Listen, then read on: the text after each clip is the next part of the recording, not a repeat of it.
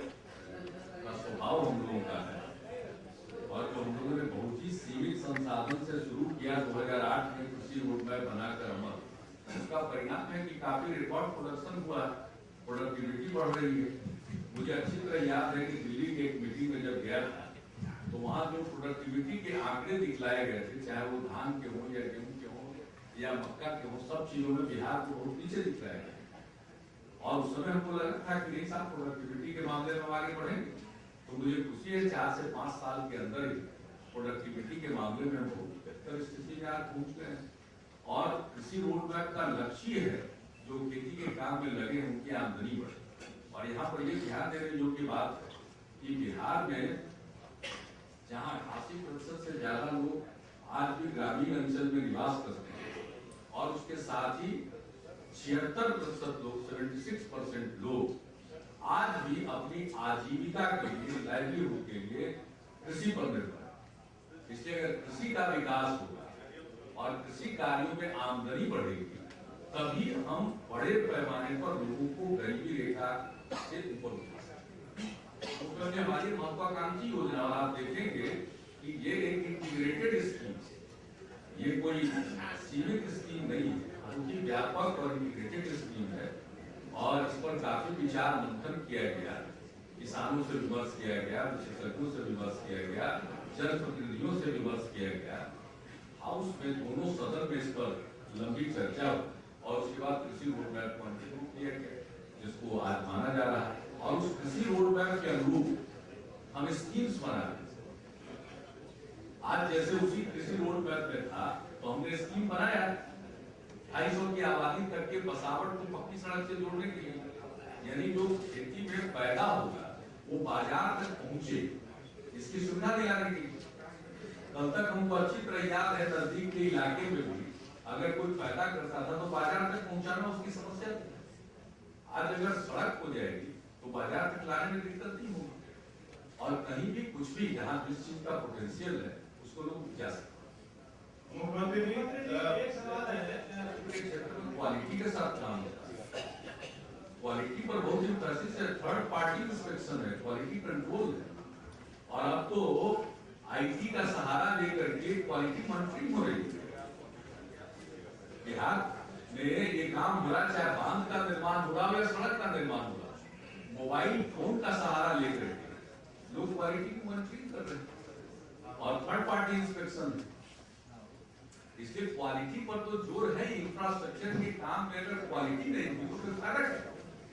इसलिए क्वालिटी पर पूरा जोर है। या हम जो अभी अब गांव के सड़कों की एक नई योजना जिसकी हमने घोषणा किया है, इसमें भी क्वालिटी पर उतना ही जोर हो।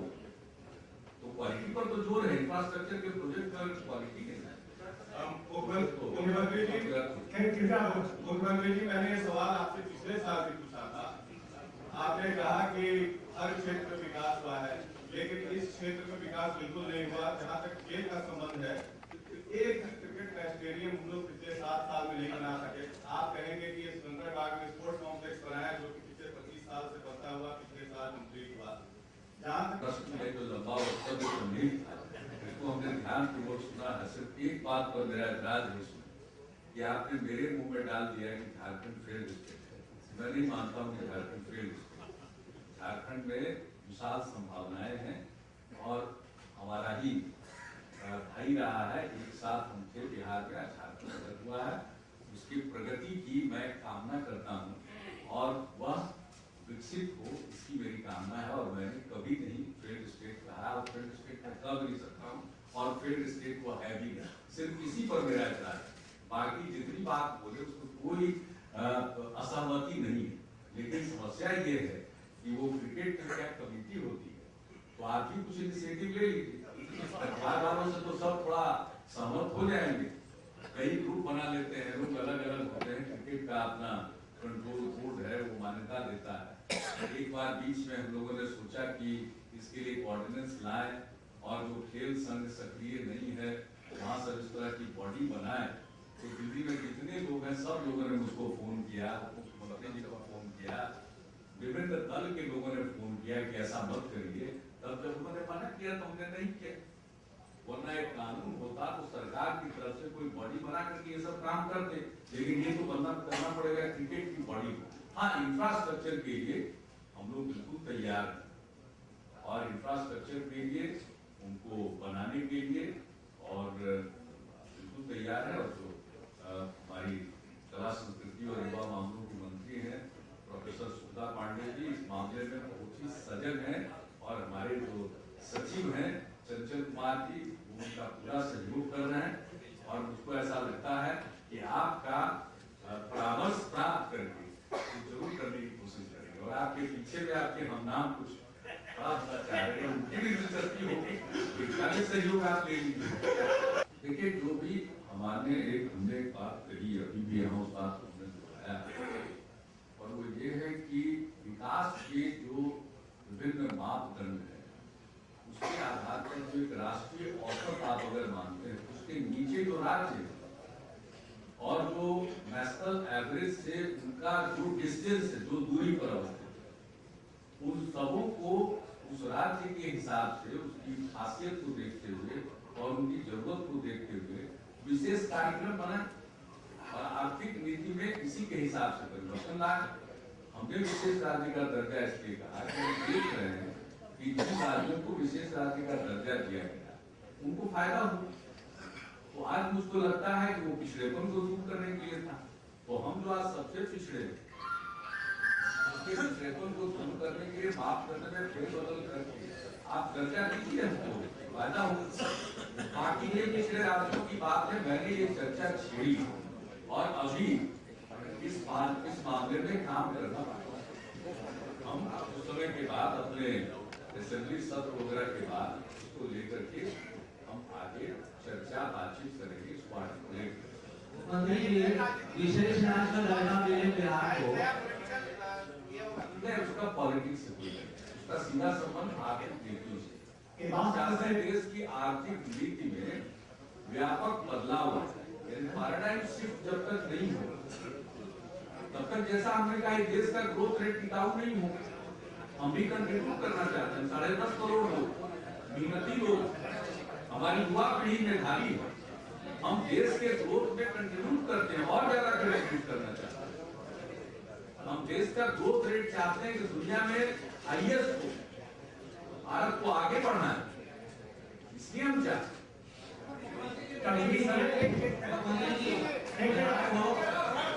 समय का अभाव है, बिहार को विशेष राज्य का दर्जा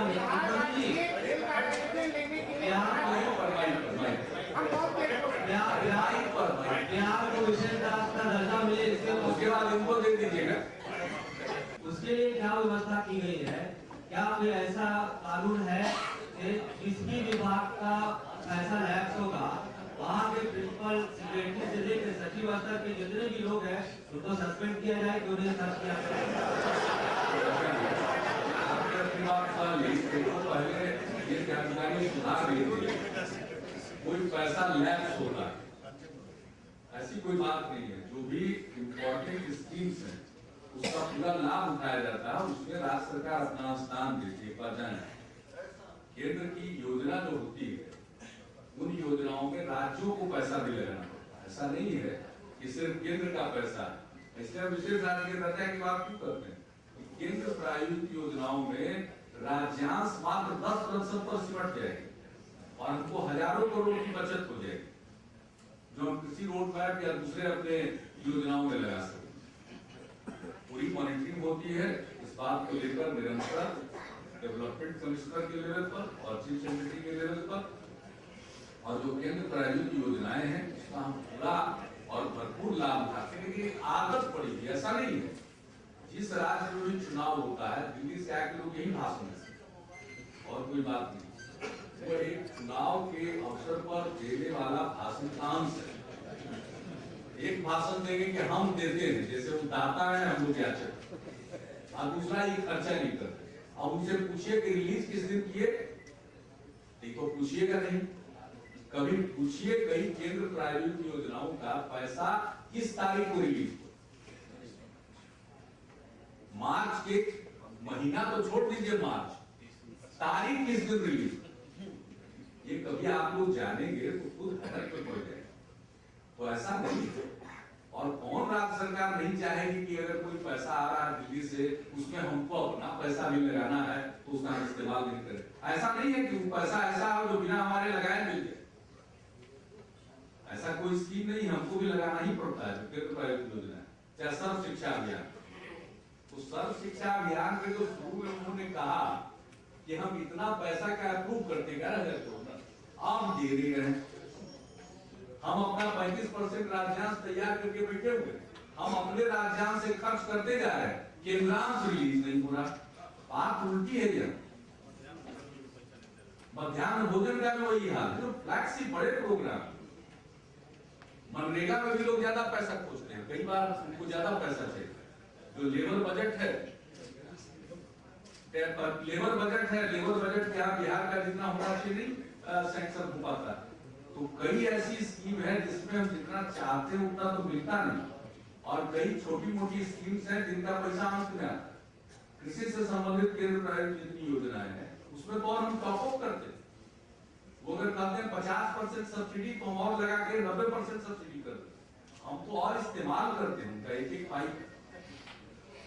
इसलिए ये बात नहीं है, गाहे पे गाहे कोई चूक किसी कारण से हुई हो तो देखने वाली बात है कि रिलीज समय पर हुआ और तब खर्च नहीं हुआ, ये देखने वाली बात। अगर कोई स्पेसिफिक बात आएगी होगा, वैसे संस्थागत इंतजाम है इन चीजों का रेगुलर मॉनिटरिंग विकास आयुक्त को करना है। मुख्यमंत्री जी एक सवाल है, आपकी कमेटी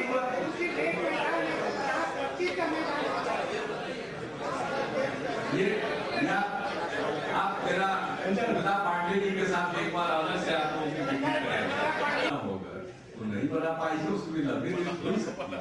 इसलिए जहाँ तक प्रश्न है, आपने जो कहा अभी ढाबा से लेकर के हर चीज को इम्प्रूव करने का या पब्लिक यूटिलिटी को करने का, अभी तो पटना से बोध गया का 4 लेनिंग का एक्सप्रेस वे का प्रस्ताव हम लोगों की तरफ से पूरे जोर से उसमें प्रयत्न हो रहा है। एक बार फाइनल हो गया था, फिर केंद्र सरकार में एक कार्य करने के ऊपर दूसरा कार्य सामने आ गया। अब उसके बाद बात आगे बढ़ी है और बात आप ठीक कर रहे हैं, पब्लिक यूटिलिटी को बनाना ही है और लॉ एंड ऑर्डर का सिचुएशन ठीक है। लेकिन हाँ, कुछ कोशिश बिगाड़ने की जरूर होती है। एक घटना का आपने जिक्र किया, उसका सीधा संबंध मधुबनी से है और मधुबनी में क्या हुआ और उसका परिणाम क्या है, आप खुद वहां के रहने वाले हैं। उस समय क्या हो रहा था और आज लोगों की क्या सोच है, क्या सोच रहे, क्या हो गया लोगों को, आज क्या फील हो रहा है, ये आपको भी मालूम है। तो कई बार कोशिश होती है इस प्रदेश में, एक कुछ ऐसे तत्व सक्रिय हैं जिनको ये अच्छा नहीं लगता है कि बिहार की छवि ठीक ठाक रहे, कुछ गड़बड़ी होती रहेगी तो उनके सामने गुंजाइश है। तो ऐसे तत्व हैं, वो बहुत बिगाड़ने की कोशिश करते हैं। लेकिन हमने इसका उत्तर अपने प्रारंभिक उद्बोधन में दे दिया है कि हमें धैर्य से काम करना है, अधीर होने से थोड़ी काम चलेगा। हर चीज पर नजर है, अगर कहीं किसी भी चीज में किसी भी प्रकार से कोई कमी होगी उसको हम सुधारने की कोशिश करेंगे। और जन सहयोग है, चंद मोटिवेटेड एक हो सकता है एक सेक्शन जो जानबूझ करके कुछ गड़बड़ी पैदा करना चाहता है, उसको छोड़ दीजिए। आप बिजली को लेकर के होता तो बिजली के बारे में तो हम खुद बताते हैं भाई, कई चीजें ऐसी होती है। एक दिन हमने देखा नवादा में, अब किस बात के लिए हो रहा है, एकदम बिल्कुल झूठी बात हो, तो जानबूझ करके कहीं कोई बात होती है, उनका आ गया 10 केवीए का ट्रांसफार्मर, अब पुराना 2 या 3 केवीए का ट्रांसफार्मर को हटा देगा तभी ना 5 केवीए का ट्रांसफार्मर लगाएगा। तो कोई हल्ला कर दिया कि हटाया जा रहा, अरे वहां तो लगाया जा रहा है ज्यादा कैपेसिटी का ट्रांसफार्मर। तो कई प्रकार के लोग पैदा करते हैं और आपको भी मालूम है किस तरह का मिस्चीवस प्रोपेगेंडा कौन लोग करते और किस बात के लिए करते हैं। बहुत लोगों को कलेजा फटता है, क्या करें, थोड़ा बहुत तो कलेजा फटेगा तो कुछ तो करेंगे, लेकिन अंत को गत्वा मुझे पूरा विश्वास है जैसे मधुबनी में लोगों को समझ में आ गया कि क्या होगा, वैसे ही एक एक करके जहां कहीं भी कुछ कराया जाता है तो लोग बाद में समझ जाते हैं। माननीय मुख्यमंत्री जी नहीं